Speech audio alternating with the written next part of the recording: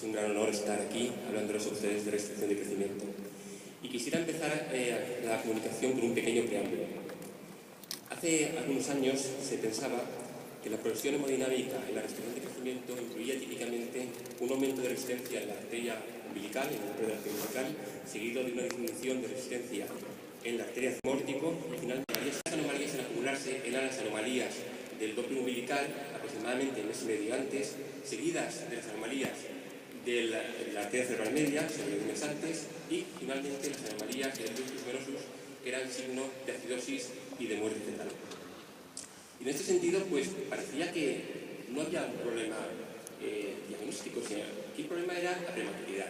Es decir, si la prematuridad era importante, pues no teníamos más remedio que prolongar la gestación, y si las alteraciones hemodinámicas eran severas, pues pasaba lo contrario, que teníamos que mantener el niño dentro porque teníamos que sacarlo, porque si no, pues se moría. Es decir, era un tema no de un tema diagnóstico, era un tema de prematuridad, lo que importaba. Pero este concepto unitario de la restricción de crecimiento se vino a poner en tela de juicios hace algunos años cuando se vieron que habían fetos al final del embarazo que, pese a que presentaban una arteria, un Doppler de la arteria umbilical normal, sin embargo presentaban un Doppler de la arteria cerebral media anormal y también presentaban un mal pronóstico neurocognitivo. Es decir, lo que pasaba es que dentro de los fetos pequeños habían dos grupos de fetos. Un grupo de fetos particularmente por debajo de la semana 34, con un pico en la semana 27, que presentaban sobre todo un Doppler umbilical anormal, y otro grupo de fetos particularmente por detrás de la semana 34, que presentaban, sin embargo, un Doppler de la arteria umbilical normal y un Doppler de la arteria cerebral media anormal y un cociente cerebroplacentario alterado. Y de forma llamativa, estos fetos, a partir de la semana 34, incrementaban las anomalías en el Doppler de la arteria cerebral media y del cociente cerebroplacentario de crecimiento. Una era la restricción de crecimiento de inicio temprano y otra era la de inicio tardío. En la de inicio temprano, una reducción de la superficie villosa funcional causaba una disminución de la función placentaria y un Doppler umbilical anormal. Mientras que en la de inicio tardío, lo que había era un desequilibrio entre la oferta y la demanda del inicio tardío, que causaba una vasodilatación cerebral y un Doppler de la arteria cerebral media anormal. En la de inicio temprano, la anomalía hemodinámica progresiva daba lugar a una pérdida progresiva de peso, mientras que en la de inicio tardío, como se podía haber alcanzado ya un peso notable, los fetos pequeños podían coexistir con fetos adecuados a la edad gestacional, que era lo que llamábamos fetos aparentemente adecuados a la edad gestacional. Y estos fetos pequeños para la edad gestacional y aparentemente adecuados a la edad gestacional anunciaban su malestar vasodilatando las arterias cerebrales, vasodilatación que era la clave del diagnóstico. Es decir, que mientras que en la restricción de inicio temprano la fisiopatología pivotaba alrededor de la resistencia umbilical, en la de inicio tardío esta pivotaba alrededor de la vasodilatación cerebral causada por una falta de nutrientes que el cerebro fetal percibía pese a que la placenta era prácticamente normal. Y esto describía una serie de características para la restricción de crecimiento de inicio temprano en la de inicio tardío. En la de inicio temprano, primero, era menos frecuente, 20-25%. El problema era sobre todo el manejo, por la prematuridad, evidentemente. La hipoxia era más severa. Las manifestaciones fetales eran más importantes. La adaptación fetal era más fácil porque era un feto más pequeño y había una alta mortalidad y morbilidad. Sin embargo, en la de inicio tardío era más frecuente, 75-80% de los casos. El problema era el diagnóstico, y aquí nos vamos a entretener después. La hipoxia era más leve, las manifestaciones fetales eran más sutiles, la adaptación fetal era más difícil porque era un feto más grande y había una baja mortalidad, pero se cree que hay una alta morbilidad sutil a largo plazo. Y aquí puede verse cómo es posible que un feto pueda presentar restricción de crecimiento siendo apropiado para la edad gestacional. El feto de la izquierda crece en los percentiles superiores y sufre restricción de crecimiento, pero esa restricción de crecimiento no hace que cruce el percentil 10, por lo tanto sigue siendo adecuado a la edad gestacional. Mientras que el feto de la derecha crece en los percentiles más inferiores y la restricción de crecimiento sí que hace que cruce el percentil 10 y por lo tanto se hace pequeño para la edad gestacional, pero ambos tienen el mismo grado de restricción de crecimiento. Y esto refiere a unas características de restricción de crecimiento de inicio tardío. que puede darse incluso en fetos adecuados a la edad gestacional, que existe una vasodilatación cerebral y que existe daño neurocognitivo a largo plazo. Y otra es que las placentas de estos fetos son placentas que son más pequeñas, con volúmenes más pequeños, con menor número de vasos, con menor número de unidades villosas funcionales y una peor respuesta a sustancias vasoactivas. Y muy importantemente, parecen haber sido diseñadas para fetos con un menor potencial de crecimiento. Pero esta disfunción aparentemente normal es importante, porque puede dar lugar a daño neurológico, anatómico y funcional sutil, daño que podemos ver en resonancia magnética, midiendo por ejemplo la ínsula, el cuerpo calloso o diversos cocientes metabólicos que indican función neurológica, como por ejemplo una disminución del cociente N-acetil aspartato colina o un aumento del cociente colina creatina o un aumento del mioinositol. Y también pueden existir anomalías cardiológicas sutiles con corazones que se programan anormalmente, haciéndose grandes y globulosos con disfunción sistólica y diastólica. Pues bueno, pues por eso es por lo que queremos diagnosticar y tratar y detectar la restricción de crecimiento de inicio tardío, pero también porque a partir de la semana 34 y en coincidencia con el aumento e incidencia de la restricción de crecimiento de inicio tardío, con la aparición de la restricción de inicio tardío, hay un aumento de incidencia de la mortalidad fetal intraútero. Y esta mortalidad fetal, pese a que muchos piensan que es más frecuente en fetos pequeños, no es así. Es más frecuente en fetos adecuados a la edad gestacional, como indican estas dos importantes gráficas. Y este concepto de que la muerte fetal es más importante en fetos adecuados a la edad gestacional aún sería más importante, y esta gráfica es muy importante, si nos diéramos cuenta de que muchos fetos que en la autopsia se califican como pequeños, en realidad no son pequeños, son adecuados a la edad gestacional, que sufren un proceso de deshidratación desde la muerte hasta la autopsia. Por lo tanto, si el peso no es un parámetro fiable para ver el desenlace adverso, tenemos que buscar otra aproximación. El parámetro, en realidad, que mejor se ajusta a la definición de restricción de crecimiento de inicio tardío es el cociente cerebroplacentario, porque valora el desequilibrio entre la oferta placentaria y la demanda fetal. Y además es un parámetro muy sensible que es positivo incluso cuando sus componentes presentan valores límite. Pues bien, teniendo en cuenta este cociente cerebroplacentario, nosotros propusimos un modelo alternativo basado no en el peso, sino en el Doppler o en la hemodinámica fetal. Si representamos en una gráfica el peso en centiles y el cociente cerebroplacentario en múltiplos de la mediana para ajustar a la edad gestacional, somos capaces de ver dos modelos de diagnóstico. El primer modelo, el clásico, el ponderal, selecciona fetos que son pequeños, por debajo del cociente 10, el que sea. Y el otro modelo, hemodinámico, lo que hace es que selecciona fetos que están por debajo, cuyo cociente cerebroplacentario está por debajo de un determinado límite. Pues la ventaja de este modelo es que es capaz de poner el foco en un grupo especial de fetos, que hasta ahora había sido olvidado. Fetos que presentan un peso normal, pero que presentan un cociente cerebroplacentario bajo, anormal. Pues estos fetos, independientemente de su peso, es importante, independientemente de su peso, presentan un pronóstico neurocognitivo y un pronóstico de intraparto adverso mayor. Por ejemplo, un pH más bajo en el parto. Y no solo un pH más bajo, sino que también son fetos cuya finalización por cesárea y parto instrumentado por malestar fetal, compromiso fetal, está aumentado.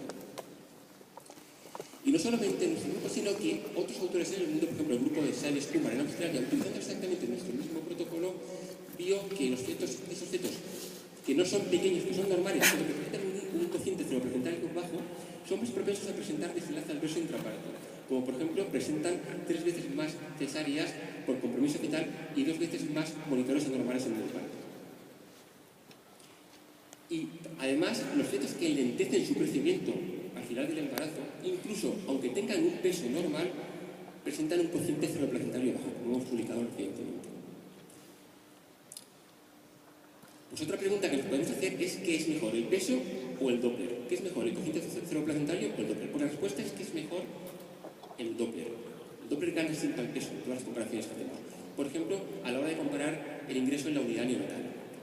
Y aquí hay otra comparación entre peso y Doppler, entre peso y cociente cero-placentario, utilizando un modelo matemático que semeja a los isóbaros de un mapa de presión atmosférica. Lo que hacemos aquí es que para el pH vemos que el cociente cero-placentario, o sea, que el pH, que el desenlace adverso, en este caso expresado en forma de pH, cambia más con el cociente cero-placentario que con el peso. ¿Por qué? Porque cambia más de arriba a abajo siguiendo el eje del cociente que de derecha a izquierda siguiendo el eje del peso. Y aquí hay otro modelo, aquí hay otro ejemplo, perdón, de un grupo, del grupo del Clinic, de un trabajo reciente, en el que ellos ven el desenlace adverso y el área bajo la curva, y ven que la comparación entre el cociente cero-placentario y el peso, el cociente cero-placentario presentó un área bajo la curva mejor, de 0,67 comparado con un 0,54. Es decir, que siempre que comparamos en relación al desenlace adverso del peso con el cociente cero-placentario, el cociente le gana el peso. Y bueno, pues teníamos todos los elementos de juicio para manifestar que efectivamente la redistribución cerebral, o lo que es lo mismo, el cociente cero-placentario bajo, era un marcador de desenlace adverso en el parto de compromiso fetal, independientemente del peso, independientemente de la talla fetal. Nos pusimos muy contentos, publicamos este editorial en el Ultrasound, pero posteriormente aparecieron una serie de trabajos procedentes del King's College que venían a decir que, bueno, un momento, o sea, una cosa es la asociación al desenlace adverso y otra cosa diferente es la capacidad de predicción. La capacidad de predicción del cociente cero-placentario no es muy alta, hay que reconocerlo, y además baja conforme el intervalo aumenta, es decir, sobre todo cuando pasan más de 2 semanas desde la ecografía. Por lo tanto, aunque el cociente cero-placentario sea un parámetro mejor que el peso para predecir el desenlace adverso, todos los parámetros escogidos de forma individual son poco predictivos. Luego, la actitud más inteligente será combinar parámetros. Bueno, pues un ejemplo de combinación de parámetros es este modelo matemático que publicamos que combina peso y cociente cero-placentario. Como podemos ver, en relación al pH, la zona azul oscuro, que es donde el pH es peor, es aquella donde el peso es más bajo y donde el cociente cero-placentario es más anormal. Por el contrario, la zona en rojo, que es la zona con el pH menos anormal, coincide con la zona donde el cociente cero-placentario es mejor y el peso es mejor. Es decir, que ambos modelos combinados dan un resultado mejor. Pues bien, si entendemos que el cociente cero-placentario es el parámetro que mejor describe, que mejor predice el desenlace adverso, si además sabemos que un peso por debajo del percentil 3 per se, e independientemente si el Doppler es normal o no es normal, es capaz de predecir también un desenlace adverso, por ejemplo, por cesáreas por monitor anormal, ingreso neonatal, pediátrico y test neuroconectivos anormales a largo plazo, y si sabemos también que existen disfunciones placentarias tardías al final del embarazo que se reflejan en un Doppler uterino anormal que solamente es visible al final del embarazo, entonces entendremos que quizás la mejor actitud sería la combinación entre cociente cero-placentario, peso y Doppler uterino. En la práctica, este esquema funciona porque se han publicado trabajos que combinando los tres parámetros, el cociente cero-placentario, el Doppler de arterias uterinas y la biometría fetal, pues al menos en fetos pequeños es capaz de predecir el desenlace adverso de una manera bastante fiable. Aquí tenemos un trabajo del grupo del Clinic. Y nosotros también publicamos hace no mucho que para la predicción de la muerte fetal, la combinación de esos tres parámetros, peso fetal, peso estimado fetal, el Doppler de arterias uterinas y cociente cero-placentario, era capaz de predecir el desenlace fatal con una área bajo la curva importante de 0,85 y una sensibilidad del 70% para un índice de falsos positivos del 8%, aunque es cierto que ese trabajo se publicó en un grupo de riesgo con un escaso número de casos. Y este es otro trabajo que describe claramente cómo la combinación de parámetros mejora la capacidad de predicción. Aquí vemos cómo la capacidad de predicción del cociente cero-placentario no es muy alta, es el 23%, pero es mejor que la del peso, que es el 19%. Pues bien, si combinamos cociente cero-placentario con peso, esta capacidad se eleva hasta casi el 30%. Es decir, que combinando parámetros ecográficos podemos aumentar la capacidad de predicción más. Y quiero hacer dos pequeñas pinceladas, una en relación con los marcadores bioquímicos al final del embarazo para la predicción del desenlace adverso. La realidad es que la adición de marcadores bioquímicos no mejora prácticamente para nada lo que hace la ecografía. Y aquí tenemos un ejemplo como prácticamente la curva ROC de la ecografía más el placenta growth factor es exactamente igual que la de la ecografía aisladamente. Luego, para la predicción del desenlace adverso, con utilizar la ecografía nos basta. Y otra puntualización en relación a cuándo hacemos esa ecografía. Es decir, evidentemente, si la hacemos al final del embarazo, como la capacidad de predicción disminuye con el intervalo, si la hacemos en la semana 42, pues vamos a acertar más. Pero claro, el problema ya habrá sucedido, con lo cual, pues no vale la pena. Una semana bastante lógica sería alrededor de la semana 35-37, porque es una semana en la cual el desenlace adverso todavía no ha ocurrido, la mayoría de desenlaces adversos no han ocurrido, y la capacidad de predicción se conserva todavía bastante intacta. Luego, alrededor de la semana 35-37 sería el momento idóneo para realizar una ecografía de screening de si va a haber algún problema posteriormente. Bueno, pues yo estoy seguro que después de todo lo que les he contado, hay mucha gente de ustedes que todavía piensa que el cociente cerebroplacentario no es algo que sea muy útil o es algo que es útil quizás en grupo de riesgo. Están llegando ondas telepáticas de una señora que hay ahí sentada que está pensando que no es útil. Bueno, pues voy a ver si la convenzo en 2 minutos. Mirad, este es un trabajo publicado hace muy poco tiempo y está realizado en fetos normales. Estos no son fetos con riesgo alto, son fetos normales, fetos que no tienen riesgo en un principio. A priori, fetos que pueden llegar a nuestra consulta sin ninguna otra novedad. Pues miren, en relación al cardiotocograma anormal intraparto, es decir, a un monitor que va a suceder en intraparto anormal en fetos aparentemente normales, la sensibilidad del Doppler del cociente cerebroplacentario fue del 63% para un índice de falsos positivos del 10%, con un área bajo la curva del 87%, es decir, un valor bastante importante para ser un parámetro aislado. Y bueno, pues a lo mejor aún hay gente que no se ha convencido, voy a intentar seguir convenciéndoles. Este es un trabajo que todavía no hemos publicado, que estamos elaborándolo y que estudia fetos adecuados a la edad gestacional. O sea, no son ya fetos que no son de riesgo, no, son fetos por encima del percentil 10 y por debajo del 90, fetos normales. Bueno, pues en estos fetos normales completamente, aquellos que durante el parto tuvieron un desenlace adverso, presentaron en el mes previo un cociente cerebroplacentario más disminuido. Es cierto que el área bajo la curva no fue muy alta, 0,62%, una sensibilidad de 30% para un índice de falso positivo del 10%, pero sí, en un análisis multivariante añadimos algunos parámetros más fácilmente reclutables, como son, por ejemplo, el sexo fetal y la paridad, el área bajo la curva se nos eleva bastante hasta casi el 70%. Bueno, pues recordemos que son fetos normales. Aquí no hay fetos pequeños, son fetos totalmente normales por encima del percentil 10. Luego también son números que considero importantes. En conclusiones, la restricción de crecimiento en el inicio tardío se produce por un desequilibrio entre la oferta y la demanda al final de la gestación y pivota sobre la vasodilatación cerebral. El cociente cerebroplacentario es, por lo tanto, el parámetro que mejor se ajusta y que se ajusta a esta fisiopatología. 2. Pese a la mayor capacidad del cociente cerebroplacentario para predecir el desenlace adverso, los mejores resultados se obtienen, lógicamente, combinando peso y Doppler. Es cierto que con resultados todavía modestos, pero mejores que los de cualquier parámetro ecográfico aislado.